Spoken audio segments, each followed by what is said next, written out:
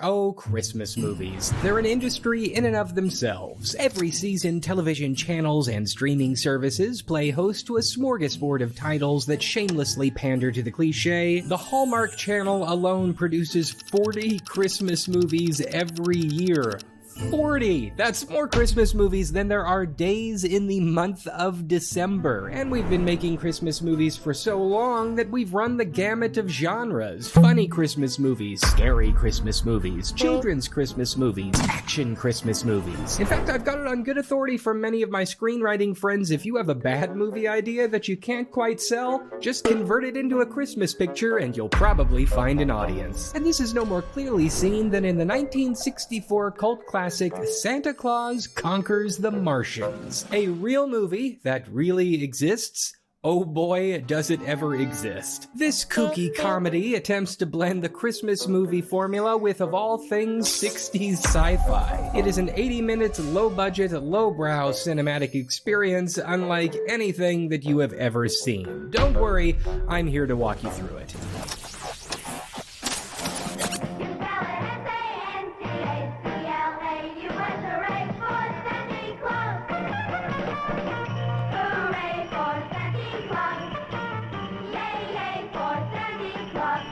This music.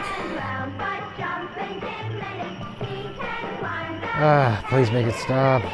Santa Claus Conquers the Martians begins with a stunning original theme song, and I use that word stunning in the sense that listening to it is like getting punched in the face. After the title credits, we open on planet Mars, where two Martian children are watching Earth television. Their names are Gomar and Bomar, short for Girl Martian and Boy Martian. Their parents Momar and Kimar are concerned about the pair, worried that constant TV watching is rotting their brains. Very topical for 60s cinema. The kids are watching a news report about Santa's workshop at the North Pole. It's Christmas time on planet Earth, and old Saint Nick and his helpers are busy making toys for all the nice children around the world. Santa is real in this movie's universe, though due to budget constraints you won't see a lot of his digs. No reindeer appear on camera, he never rides in a sleigh. Interestingly enough, the movie actually has the first ever on-screen portrayal of Mrs. Claus, though she's only in it for a couple of scenes. The kids watch the broadcast in an almost mindless stupor, and Kimar opines that, like the rest of the children on Mars, his have become listless and robotic, lacking childhood wonder and innocence. Life on Mars is fairly dull. Everything is automated. Food is delivered via pills. The educational system amounts to just staring at screens and uploading mindless facts and figures to the kids' brains. Freedom of thought and self-expression are highly discouraged. Momar,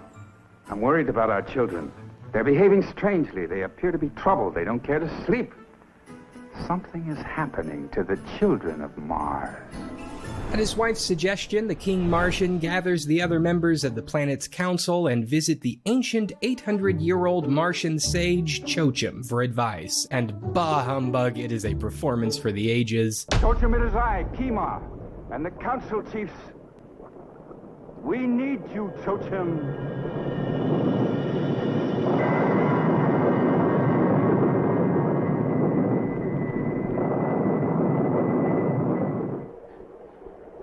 You called me, Kimar. Oh no. Something is wrong with our children. They eat not, they sleep not. Their only interest is watching meaningless Earth programs on the video. What time of year is it now? It is early December on Earth. Close to the time of the Christmas. That explains it. What is a Christmas? So the old wizard suggests that the best way to inject some joy and fun into the children of Mars is to give them a Santa Claus. At this point, we're introduced to some of the other key characters, including Droppo, a way over-the-top comic relief character who acts as the movie's bumbling buffoon with a heart of gold, as well as the main villain, Voldar, a no-nonsense straight shooter in charge of production on the planet who feels that things like childlike joy are a surefire way to weaken the planet's resolve and doom its future. future. Despite his protests, Kimar pulls rank and decides that to save the planet, he and the Council must travel to Earth and snatch Santa. Oh, come on. I mean, even for 1960s, that's pretty rough. I was so disappointed. The Martians arrive at planet Earth inside their totally snazzy spaceship, and they begin to scan the globe for Santa's location. Finding a ton of Santa impersonators in the streets, they get totally confused about which one to abduct, and they eventually get noticed in orbit by the US military. We interrupt our program with a special bulletin. An unidentified object has been spotted in orbit around the Earth. Now, you see, this guy, he's got the easiest job of them all. He didn't even have to memorize his lines. He's just got a script right there. He can read from it.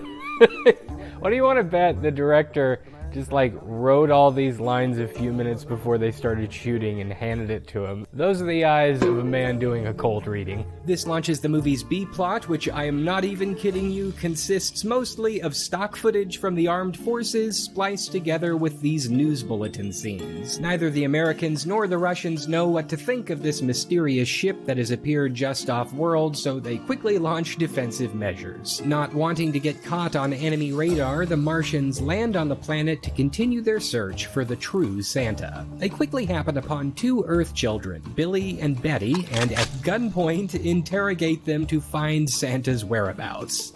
Who are you? We're from Mars. Don't be afraid. We have children just like you on Mars. We're looking for one of your Santa Clauses. There's only one Santa Claus. We've seen many of them in your cities. Oh, those are his helpers. There's only one real Santa Claus, and he's in his workshop up at the North Pole. You believe this kid? He just gives up Santa like it's nothing. What a punk. So to make sure that the kids don't squeal, the Martians kidnap them and take them along for the ride. Once on board the ship, they quickly befriend Droppo, who decides to give them a secret tour of the rest of the starship. So the further and further we get into the ship, the worse and worse the set design gets. Also, why is everything conveniently labeled in English? I thought they were aliens. Whatever. The Martians eventually reach the North Pole and formulate their plan of attack, which involves releasing something called torque. We'll activate Torg. Torg? To capture a roly-poly little man like Santa Claus? We don't need Torg. We won't take any chances. Come. Nothing can stop Torg. Having eavesdropped on the plan, Billy and Betty decide to escape the ship and warn Santa of the threat. Come on. Wait, Betty.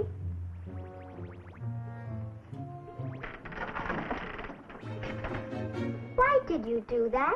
If this ship ever leaves Earth, we'll have the Hollywood Space Force after them.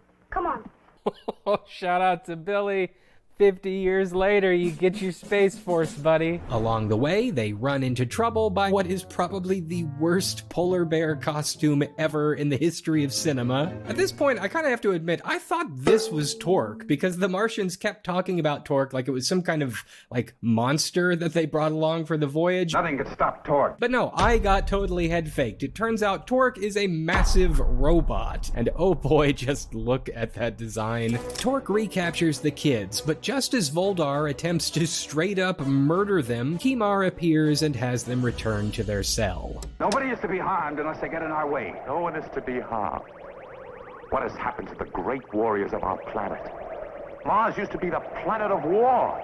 Your softness will destroy us. Voldar guy's kind of a jerk. So Torque locates Santa, busts up into the workshop, and attempts to take the old man. And after his 3 on-screen helpers put up a pathetic defense attempt, Saint Nick uses his magic charm to disarm the raging robot. The Martians then enter and take Santa by force. Santa Claus, you're coming with us. No, you can't take him now. It's too near Christmas. Quiet, you. But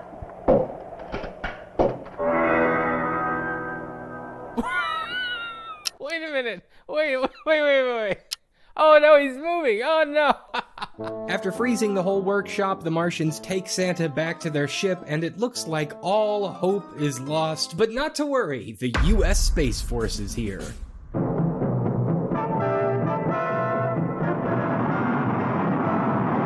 wonder how much of this movie is just stock footage and this particular music loop.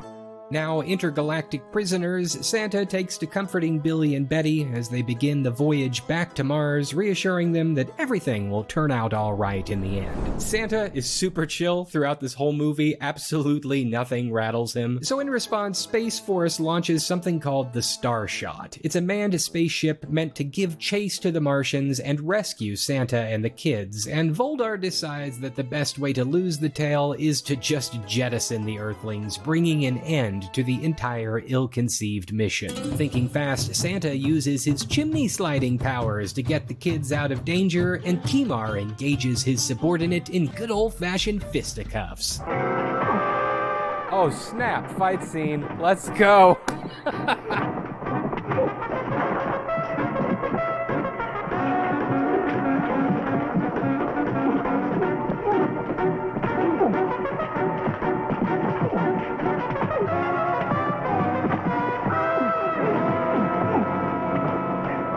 With you, Bulldog, you wish you were floating around out there in space. Merry Christmas, everyone. Santa Claus, you're all right. I thought you would...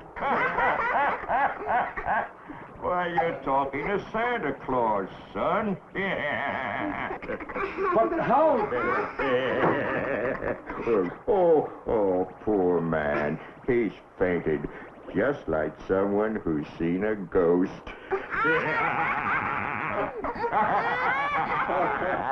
Voldar's plan is foiled and the journey to Mars continues. Hang on a minute, you're probably saying, wasn't that whole action scene because they're trying to outrun an American rescue ship? Yeah, that whole Starshot thing, it's still there, right? Nope, the entire B-plot is left completely unresolved. They never mentioned the US Space Force in the movie again. Maybe they ran out of stock footage. Once the gang finally arrives at Mars, Kimar introduces the Earthlings to his family.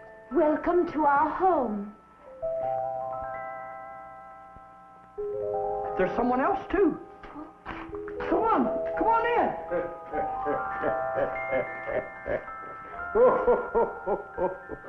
Lady Beaumont, I'm not accustomed to entering people's homes through the door, but you have no chimney.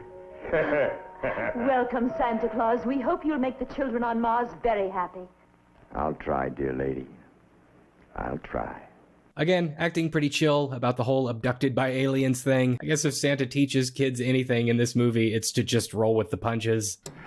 Children, I brought some visitors from Earth. Will you come in, please, children? Billy and Betty, this is Bomar and Germar. Hi. There's nothing in it. What are you giving me? My hand to shake.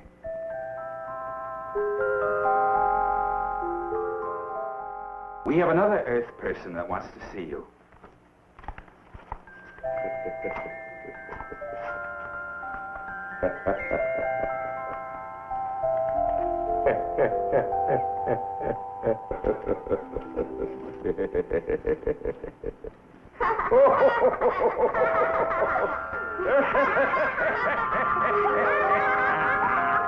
Okay, for real? That's all he does. He just walks in, starts laughing maniacally, they start laughing too, and their parents are like, they're cured! So Kimar asks Santa to spread the cheer around to the rest of the planet, and plans are soon made to have a Martian Christmas celebration. But it's not all Yuletide carols and laughter. Now, I'd like to get going and have the toy shop operating full blast so as I can return to Earth for Christmas. You know, Mrs. Claus is a very good-natured woman, but Santa Claus, you will never return to Earth. Now you belong to Mars. Ho, ho, ho.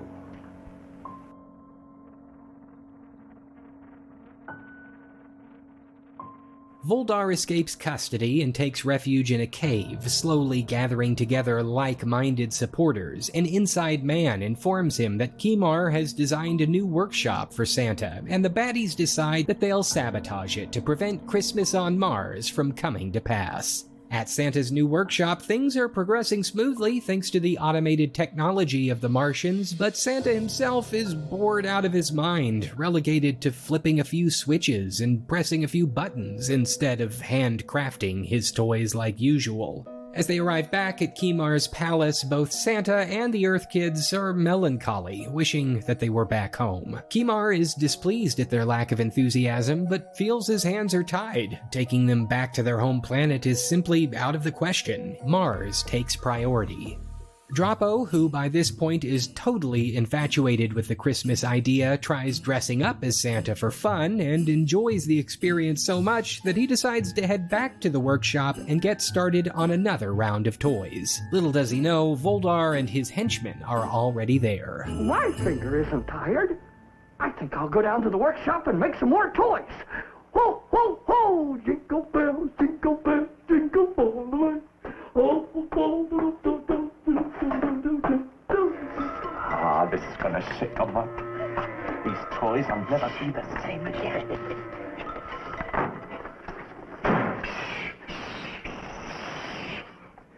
Someone's coming. Quick, down! Jingle bells, jingle all the way. Oh, what fun it is to ride What a break! It's Santa Claus! Somehow, inexplicably, Voldar mistakes Droppo for the real Santa, and he and his men capture him and take him back to their cave. The next day, Santa and company return to the workshop, but quickly discover that the toy-making machine has been sabotaged. Not to be dismayed, Santa decides the only solution is to start making toys by hand, just like he did on Earth. At this point in the movie, you can tell that production has pretty much run out of money. The sets are comically bad, but they're doing their best to quickly wrap things up. Kimar and Voldar face off in a storage closet. Droppo makes his great escape, and the climactic battle is just a total mess. Just take a look at this. You're through! Voldar, why don't you, relax? You're going to relax permanently.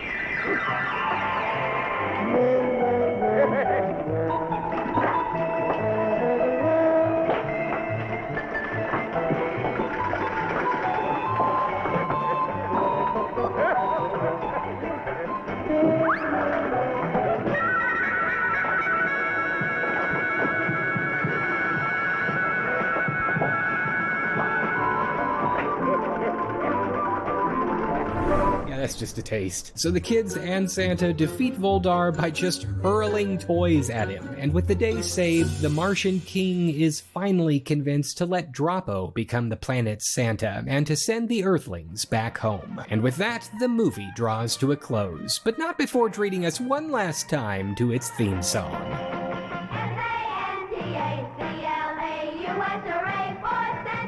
So just in case you think this movie was a complete disaster, you should know that it evidently made bank at the box office. I've tried finding the exact numbers, but according to the New York Times, this movie reaped a box office bonanza through matinee screenings that had cheaper ticket prices. It of course helped that this movie was made super cheap, so turning a profit was a lot easier, but it was also one of the only non-Disney kids movies getting released at the time, meaning that it filled an underserved part of the movie market.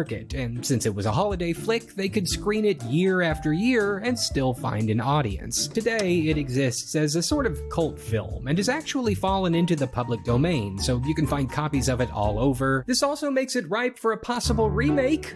Just throwing that out there.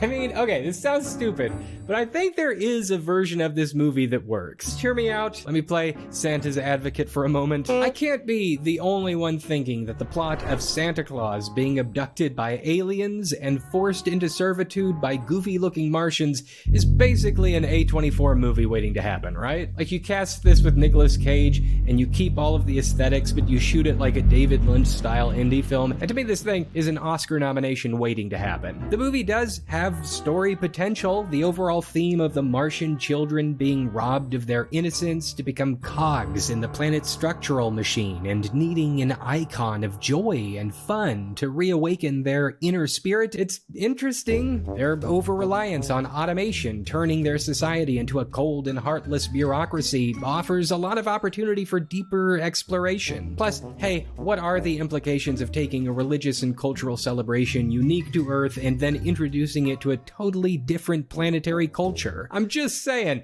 there's some interesting concepts in there. Some other stuff I liked: Kimar, Voldar, and Santa are all actually really good performances. To save money, production went with Broadway stage actors instead of faces from the movie industry, and these three at least do a great job even with subpar conditions. Like, it takes some skill to pull a convincing performance out of this costume. What doesn't work for me is the character of Droppo. The actor plays it way too over the top, which definitely clashes with the other performers. Oh, I just love chocolate ice cream.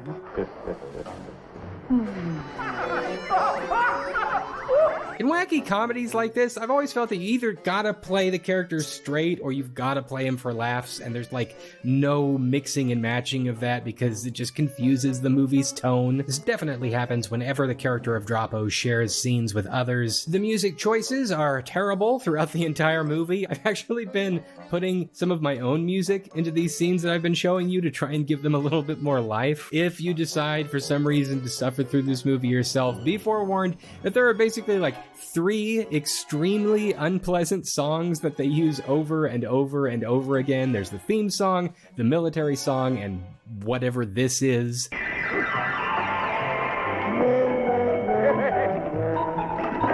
Still though, in spite of everything, I'll give it this. It's short, it doesn't overstay its welcome, there is a cohesive story with a definitive beginning, middle, and end. Stuff actually happens in the story, which puts it above a lot of other low-budget options. If you're weird and you like watching weird stuff made on a shoestring, maybe check it out. Also, maybe make a website. Squarespace sponsored this video. If you've got a creation that needs some kind of online home, they make it easy. Just select from one of their beautiful templates and then you can customize it to your specific needs. So if you want to start a podcast, they have an audio blocks feature that makes it simple. If you want to build a private community, they have member areas. If you have a business idea that you want to try out, they've got the best online storefront in town. You can try it out for free by starting a trial at squarespace.com. If you like the experience, then when you're ready to launch your site, head over to squarespace.com/AustinMcConnell to get 10% off your first purchase of a website or domain. Hey, speaking of weird sci-fi movies, I'm gonna be in one. Check it out here, or watch this cool video next.